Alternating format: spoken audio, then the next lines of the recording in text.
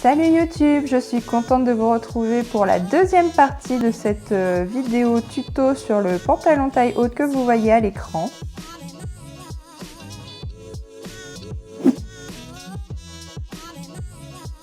Donc dans la vidéo précédente, nous avons déjà pris les mesures pour pouvoir remettre le patronage de base avec les mesures plus les aisances nécessaires. Ensuite, j'ai montré comment j'avais fait l'essayage de ma toile avec les retouches et comment on devait interpréter une toile sur un corps. J'ai également déjà tracé mon patronage avec toutes les découpes et les modifications que je voulais faire pour mettre le modèle à mon goût. Je vous ai également montré mes astuces pour faire un patronage clair, lisible, que vous pourrez réutiliser bien des années plus tard. Donc voilà, on en était à l'étape où j'ai déjà découpé tous mes patrons. Il n'y a plus qu'à commencer à couper le tissu. Donc évidemment, si vous n'avez pas vu ce que j'ai fait précédemment et que ça vous intéresse de savoir comment je m'y prends, je vous invite à aller voir tout de suite la première vidéo et si c'est déjà fait, c'est parti.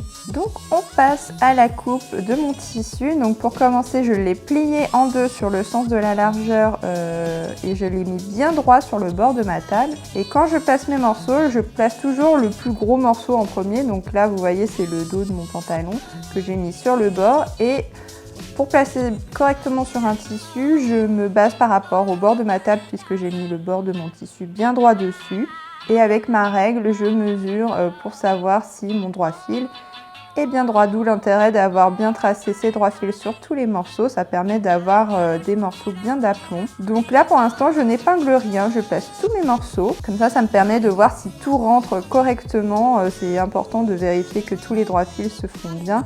Et après de commencer à épingler, sinon on perd énormément de temps. Donc une fois que tout ça est bien placé, que je vois que tous mes morceaux rentrent bien, là je commence à bien épingler. Donc pendant que je finis de placer mes morceaux, je vais vous parler un petit peu du tissu utilisé. Ici c'est du tencel que j'ai pris de chez Al du Tissu. C'est une boutique à Lyon, mais moi je l'ai acheté par internet. Donc si vous connaissez pas le tencel, c'est une super matière, surtout si vous êtes débutant, ça se coud super facilement. C'est une fibre en plus qui est naturelle en bois d'eucalyptus, donc c'est éco-friendly, c'est super doux. Et il paraît que ça régule aussi la transpiration, donc ça peut être pas mal pour faire aussi des robes et tout ça. C'est un beau tombé. Et pour ce pantalon, du coup, j'ai utilisé 2,20 m du tissu en sachant qu'il a une largeur une lèse de 140 cm. Donc voilà, c'est un super beau tissu. Si vous voulez essayer, je vous le conseille. Donc voilà, vous me voyez couper tous mes morceaux. Donc j'ai pas vraiment de technique à vous donner à part d'avoir de très bons ciseaux de tissu parce qu'il n'y a rien de plus énervant qu'un ciseau qui vous défonce le bord de votre tissu. Donc voilà, moi j'ai des bons ciseaux qui coupent bien et quand j'ai tout coupé tout autour de mes patrons, j'oublie pas évidemment de faire mes petits crans d'assemblage que vous aurez notés au préalable sur les patrons. Donc voilà, ça j'en parlais dans la vidéo précédente, mais surtout quand vous coupez vos crans, pensez à changer de ciseaux pour pas abîmer la lame de vos ciseaux tissu évidemment. Donc pour le moment j'ai coupé mes grands morceaux pour les jambes et en revanche je n'ai pas encore coupé vraiment les petits morceaux qui eux nécessitent d'être thermocollés. Donc pour ça j'ai placé à peu près sur le tissu les patrons et j'ai coupé autour en laissant de la marge pour pouvoir placer sur mon thermocollant. Voilà, c'est ce que vous voyez là, le morceau noir en dessous, c'est mon thermocollant.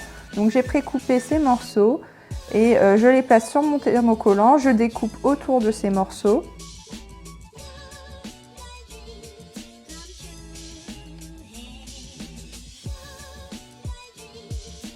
Et là, je thermocolle avec le fer. Donc le thermocollant, il y en a plein qui disent mettez pas forcément de vapeur et tout ça. Vous pouvez mettre un petit peu de vapeur pour commencer à faire fondre la colle. Mais surtout, il faut bien appuyer après avec le fer et bien sécher. Donc après, il ne faut plus mettre de vapeur du tout et bien sécher avec le fer chaud. Ah oui, et petit conseil aussi pour le repassage du thermocollant. Vous voyez, j'ai une semelle sur mon fer à repasser. Je vous le conseille vraiment parce que sinon, certains thermocollants ont tendance à fondre vraiment, en plus de la colle, je veux dire, le tissu en lui-même fond. Donc voilà, une petite semelle où vous mettez un tissu entre les deux pour être sûr de ne pas faire fondre votre thermocollant plus que de raison, hein. Donc moi j'utilise cette méthode des gros morceaux que je pré-coupe et après que je vais recouper avec les morceaux de patronage. Tout simplement parce que si vous coupez les morceaux de patronage directement en thermocollant, souvent le tissu bouge un petit peu quand vous le repassez, après quand vous mettez le thermocollant il se rétracte toujours un petit peu, enfin il y a toujours un moment où la taille va un peu changer, donc moi j'aime pas trop quand ça fait ça, que du coup le patronage bouge, enfin voilà, moi je préfère utiliser comme ça utilise un petit peu plus de thermocollant, je vous l'accorde, mais au moins on est sûr d'avoir une forme bien nette quand on coupe le patron après dedans, ça ne bougera plus, ça c'est sûr.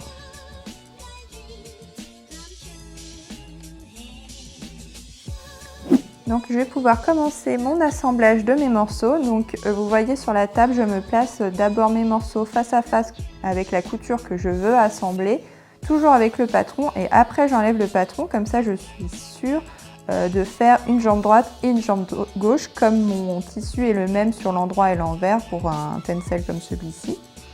Donc voilà, je me le place comme je veux me l'assembler en vérifiant que ça me fasse bien un côté droit et un côté gauche.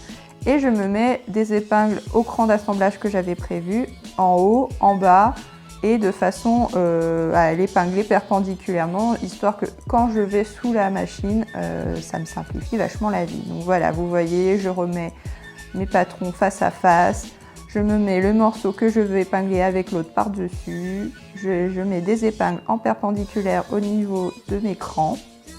Je fais pareil avec l'autre morceau que je retourne pour faire la jambe gauche, voilà. Vous avez compris, comme ça permet d'aller sous la machine sans galérer à savoir quel morceau va avec lequel et dans quel sens je dois le coudre. Voilà, une fois que j'ai tout épinglé mes premières coutures d'assemblage, je passe ça sous la machine en faisant bien attention de bien retirer mes épingles avant de passer dessus avec la machine pour pas péter toutes les aiguilles, hein.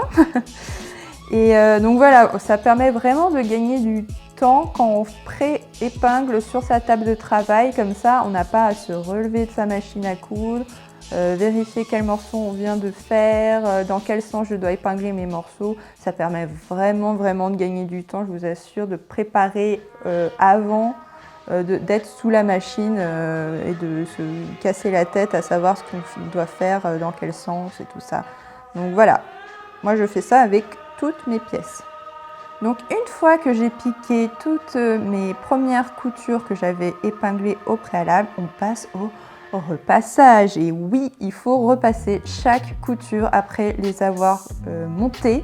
C'est super important et en plus c'est le moment le plus simple pour repasser un vêtement, donc profitez-en pour que ça soit nickel à chaque fois vos coutures. Donc vous voyez, c'est tout simple, hein. Là en plus je ne les ouvre même pas, celles-ci, vous allez voir pourquoi par la suite, mais il suffit juste de bien placer votre tissu bien à plat et de poser le fer ainsi. Voilà, je mets un peu de vapeur et ça enlève toutes les petites gondoles que ça a pu faire au moment de la couture. C'est normal, hein, c'est les griffes qui bougent et qui font gondoler le tissu, mais justement là c'est le moment de tout enlever pour que ça soit nickel. Donc profitez-en, repassez vraiment toutes vos coutures après les avoir montées, ça vous rendra un travail tellement plus satisfaisant à voir à la fin. Donc voilà, maintenant que j'ai cousu mes 4 jambes, donc j'ai 2 jambes devant et 2 jambes dos, je vais pouvoir passer à la petite parmenture. C'est un empiècement de propreté que vous voyez, voilà, qui est en dessous. C'est cette partie-là que je dois assembler à ma jambe de pantalon. Donc je commence comme d'habitude, comme je vous ai montré précédemment, à placer mes patrons pour voir dans quel sens mon morceau se place. Et je l'épingle sur toutes mes jambes, donc je fais les 4 jambes, hein, tant qu'à faire, pour toujours dans un souci de gain de temps. Voilà, je m'épingle tous les morceaux sur mes 4 jambes pour en être à la même étape partout. Ça simplifie vachement la vie. Donc voilà, là j'ai cousu, je vous ai pas montré, mais j'ai fait une couture toute con, hein, à 1 cm comme j'avais prévu. Donc je passe au repassage. Donc vous m'avez vu repasser une première fois à plat, toujours pour enlever les petites frisouilles qui ont pu apparaître à la couture.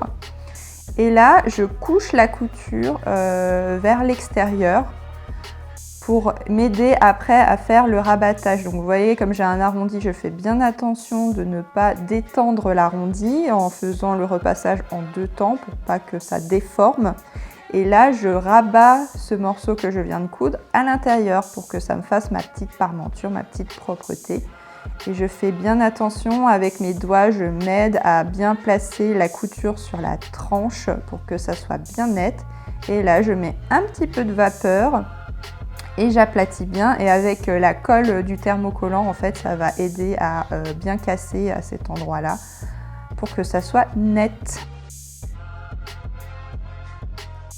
Donc maintenant que ce petit morceau est bien rabattu, je place mes œillets. Alors là, c'est le moment un peu fatidique où il ne faut pas trop se tromper. Donc prenez vraiment le temps de bien faire les pointages. Pour répartir mes œillets, j'ai d'abord placé le premier et le dernier. Et après, j'ai calculé la distance entre chaque œillet. Et je place mon premier morceau où j'ai fait les œillets pour mettre le deuxième dessus, pour être sûr que mes œillets soient bien face à face à chaque fois, parce que si les œillets sont complètement décalés l'un de l'autre, c'est un peu moche, on va dire. Pour couper la taille des trous, je vous conseille vraiment de faire des trous plus petits que ce qui est nécessaire pour prévoir le fait que le tissu va forcément s'agrandir un petit peu avec les tensions que vous allez mettre dessus. Donc pour éviter que l'œillet parte du tissu, ce qui serait un petit peu embêtant, vraiment couper, je sais pas, peut-être 1 mm plus petit, 2 mm max, et forcer un petit peu pour le rentrer dans le trou plutôt que de faire un trou pile poil à la bonne taille. Donc une fois que j'ai fait les trous à la bonne taille, il n'y a plus qu'à placer les œillets. Et là, moi, le truc que j'ai eu pour faire les œillets qui étaient vendus avec, tout simplement, il était minuscule le manche, donc voilà, j'essaye de le tenir comme je peux pour pas me taper sur les doigts avec le maillet, parce qu'on est obligé un peu de taper comme des sourds. Mais voilà, le résultat est super joli à la fin et moi, j'en suis plutôt satisfaite. Ok, donc j'ai oublié de vous montrer après que j'ai mis mes petits œillets sur tout le long, d'avoir posé cette partie d'empiècement en fait sur le côté qui me permet de compléter le pantalon, parce que sinon je ne vais pas jusqu'au côté de ma taille. Donc voilà, j'ai bien rajouté ce petit morceau que j'ai cousu du coup, donc avec le premier que j'avais fait après avoir posé les œillets, et donc ils sont bien cousus ensemble.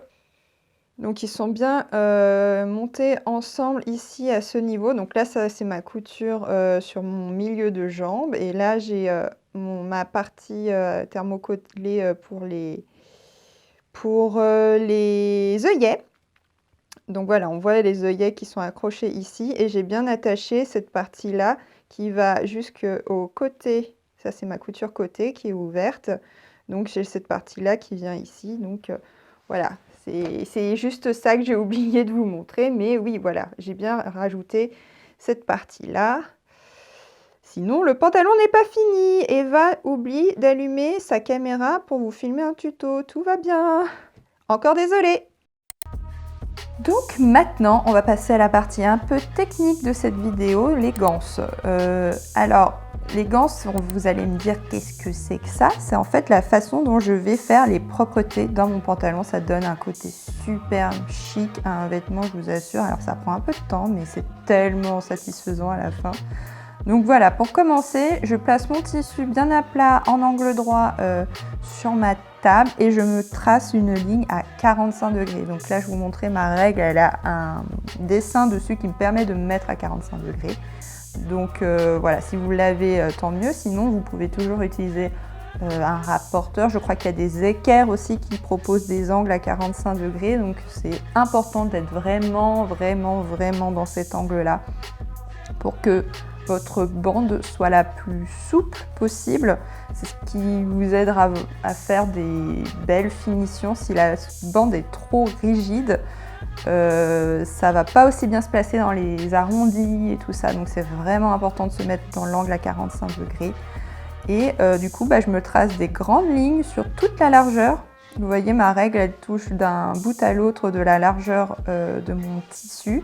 Et je les mets, je fais des lignes de 3 cm de large. Ma règle fait 3 cm de large ici. Donc voilà, je me fais des bandes de 3 cm que je coupe. Ne vous inquiétez pas si toutes les bandes ne sont pas de la même longueur. On peut toujours faire des assemblages entre elles, il n'y a pas de souci.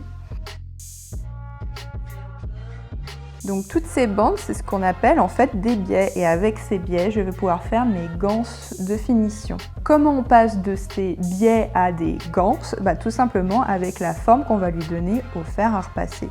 Donc pour faire la mise en forme de ces biais en ganses, je commence déjà par la plier en deux. Alors je fais bien attention de garder l'endroit de mon tissu que je veux au final à l'extérieur, de le placer correctement. Donc je plie en deux cette bande déjà pour me placer un repère au milieu de la bande, ce qui va me servir après pour rabattre une nouvelle fois les côtés. Là vous le voyez, je rabats un côté sur la zone du milieu que j'ai précassé et je casse bien au fer en faisant attention de ne pas détendre le biais parce que ça se détend hyper facilement au fer à repasser. Donc je pose le fer à chaque fois avec un peu de vapeur et surtout je n'étire pas le fer pour éviter de déformer cette bande.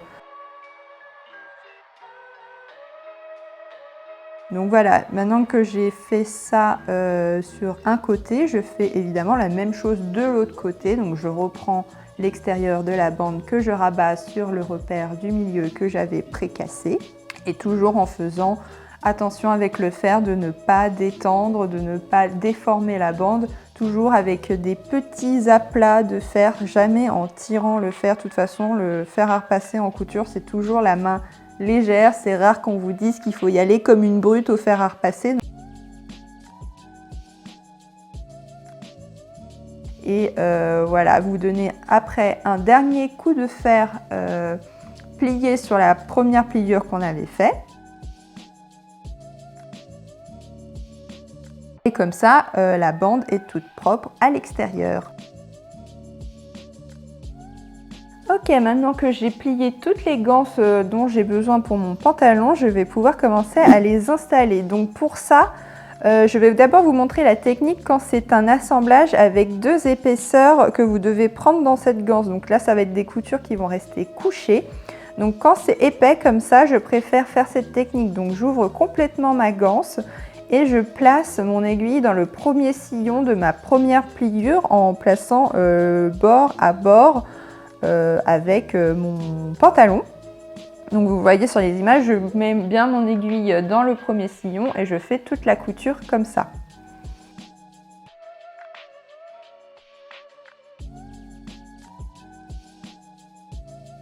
Une fois que je suis arrivée au bout, je rabats ce qui me reste de biais sur la couture. Donc je retourne le morceau puisque ça va venir se mettre à l'envers de ma première piqûre.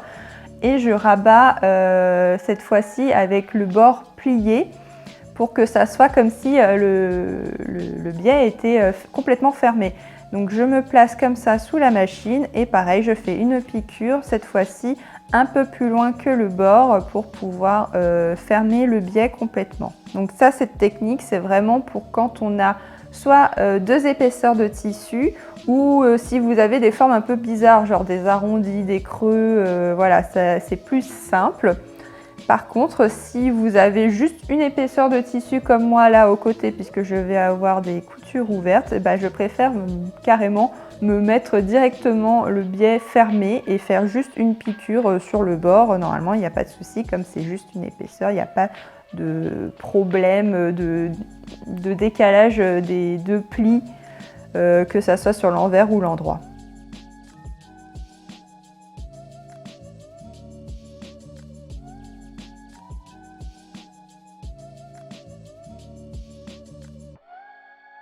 Et quand je fais cette technique où je prends qu'une seule épaisseur, évidemment, je fais attention de bien mettre les petits fils dedans, de prendre les biais que j'ai déjà posés dessus, voilà, pour que ça soit bien propre.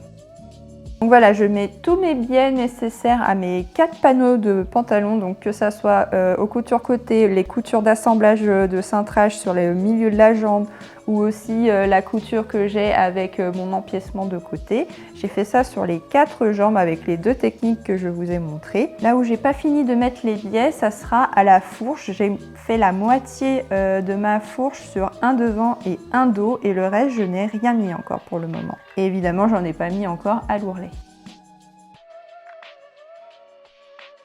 Vous ne voyez pas faire sur les images là, mais j'ai bien sûr repassé, après avoir posé toutes mes ganses au fer à repasser, bien à plat pour enlever toutes les petites vaguelettes qui auraient pu se former au moment de l'assemblage.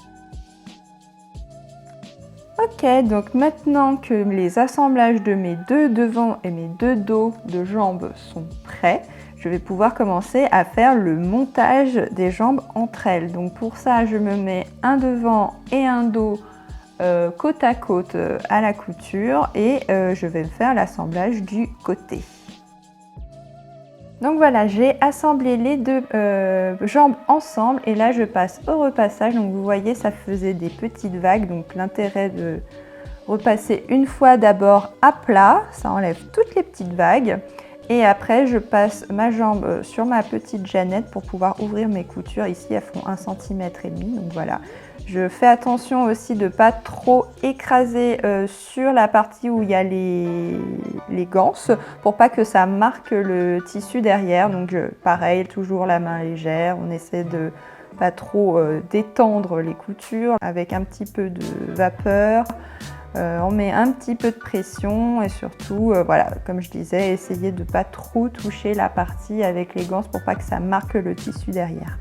Donc voilà, je ne voulais pas filmer, mais j'ai fait exactement la même chose à la couture intérieure de la jambe. Donc comme ça, j'ai 2 jambes fermées. Il n'y a plus qu'à assembler à la fourche, donc la couture qu'on a entre les jambes. Donc vous voyez bien que sur la couture d'assemblage au milieu devant et au milieu dos de cette fourche, j'ai bien que d'un côté mon biais de poser à la moitié de la couture, en fait, avant que l'arrondi de la fourche se fasse. Ça sera utile par la suite pour faire la propreté de ma fourche avec le reste des ganses. Donc ma technique pour faire la couture de la fourche, vous prenez, là je prends mes 2 milieux devant. J'épingle pour commencer juste le haut pour être sûr de ne pas perdre mes 2 coutures que je sais qu'ils doivent aller ensemble. Et je retourne une jambe sur l'endroit que je passe ensuite dans ma deuxième jambe qui elle reste sur l'envers. Donc comme ça, je vais avoir mes coutures dans le bon sens en fait d'assemblage. Et je peux commencer à mettre mes épingles. Donc je mets toujours mes premières épingles au niveau des coutures que je veux en face. Donc là, en l'occurrence, ça va être les coutures que j'ai dans l'intérieur de ma jambe qui se rejoignent forcément dans la fourche. Donc je me mets bien des épingles aussi pour tenir mes coutures ouvertes quand je vais passer la machine dessus, comme il y a pas mal d'épaisseur. Donc je me mets plusieurs épingles à ce niveau-là et évidemment je me mets des épingles aussi dans l'arrondi de la fourche pour être sûr que quand je vais passer sous la machine, ça ne se détende pas, qu'il n'y ait pas des surplus de tissu sur une épaisseur par rapport à l'autre. Donc voilà, je me mets autant d'épingles que nécessaire à ce niveau-là, c'est important de ne pas trop détendre. Et surtout à ce niveau-là, on n'oublie pas de se laisser une ouverture au milieu dos pour pouvoir placer le zip invisible aussi. Donc voilà, la couture d'assemblage est faite, il n'y a plus qu'à mettre les biais manquants. Donc là, je me place le biais sur la partie où j'en avais pas mise.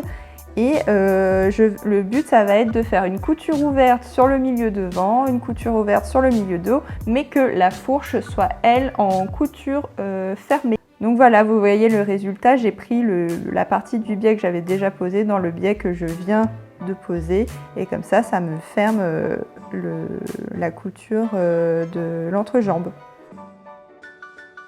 Donc voilà, là maintenant vous me voyez poser mon zip invisible au milieu dos et je vais vous avouer que en fait en montant cette vidéo je me suis dit mais pourquoi Eva tu n'as pas pris ton zip invisible dans la ganse, ce qui aurait été quand même plus joli. Je sais pas pourquoi j'ai fait ça, mais bon du coup voilà, si vous voulez prendre quand même le zip invisible dans la ganse, du coup ça serait plus malin de faire le zip invisible avant de faire la finition gansée du milieu dos. Donc bon voilà, c'est pas moche hein, mais c'est un peu dommage quoi.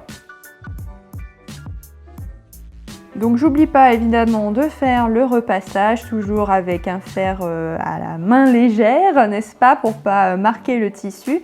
Donc je le mets sur l'endroit et je mets un petit peu de vapeur pour casser, toujours sans appuyer.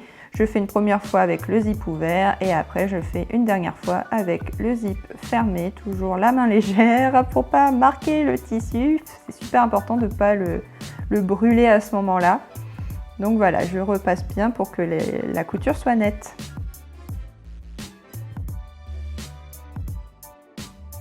Et là, je me suis dit, tiens, Eva, essaye-le quand même ton pantalon pour être sûre que ça te plaise, parce que là, on arrive quand même à la fin de l'assemblage et je me suis rendu compte que je le voulais un petit peu plus haut, qu'il m'arrive un peu plus haut à la taille. Donc en fait, j'ai repris un petit peu sur le devant, parce que le dos me tombait très bien, donc j'ai pas du tout touché le dos, il est parfait sur moi. J'ai juste repincé un petit peu le devant. Évidemment, je pense à faire la modification que je viens de faire sur le pantalon sur mon patron. Comme ça, je suis sûre que si je reprends le papier un jour plus tard pour pouvoir me le refaire, bah voilà, j'aurai la mesure correcte. Donc pour cette retouche, j'ai dû juste découdre un petit peu le biais que j'avais mis sur cette couture pour pouvoir repincer que d'un côté. Du coup, c'était que la partie milieu devant où je devais repincer et pas sur la petite partie du côté. Donc voilà, j'ai juste défait le biais et puis j'ai refait une couture. Ça m'a pris 10 minutes. Voilà, on n'en est pas mort et on n'oublie pas de remettre évidemment le biais, de repasser pour être sûr que ça soit nickel. Donc maintenant que la retouche est faite, évidemment, je refais le patron aussi de mon enforme de taille qui sera la propreté intérieure de mon pantalon à la taille. Donc voilà, je me remets les patrons comme s'ils étaient assemblés en tissu et je décalque la forme que ça me fait. Là ici j'ai fait une hauteur de ceinture de 7 cm je crois. Donc voilà, je reprends les lignes, les formes pour être sûre que ma ceinture soit nickel quand j'en serai à cette étape. Et je pense qu'on va s'arrêter là pour cette vidéo-là. Donc voilà, le pantalon n'est pas encore fini, ça sera à la fin dans le dernier épisode qui arrivera la semaine prochaine. Donc dans la prochaine vidéo et dernière vidéo, je vous montrerai comment je fais les dernières petites finitions comme l'ourlet. On verra aussi du coup pour la taille, le morceau que je viens de refaire. Et je vais surtout vous montrer comment j'ai fait les lacets pour mon laçage du côté. Donc soyez présents dans la prochaine vidéo et d'ici là, je vous fais des bisous.